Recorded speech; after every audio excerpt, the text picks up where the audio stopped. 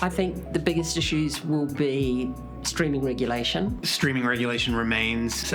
We would have all liked it to be settled this year, but it wasn't. So I think one way or another, regardless of the outcome of the election and when that is, I think that remains a key issue. For 2025, there is going to be a huge agenda again for SPA, but if I had to pick three top of mind, it will be streaming regulation, prosecuting that and ensuring that the government fulfills that promise. There is so much uncertainty in the sector. There's been a big financing gap. We've come to the end of what everyone's been calling peak TV, where there's just been a massive amount of production. There's been a rationalisation as a consequence of that, and I think that just has had a big impact on planning and on commissioning, financing. So it's still a difficult commissioning environment for producers. The pressure on productions to reduce costs when ultimately there's just so much inflationary pressure right now. Development funding and support for people in production, that is a major problem at the moment. And the third thing is going to be ensuring that we have a future built around intellectual property ownership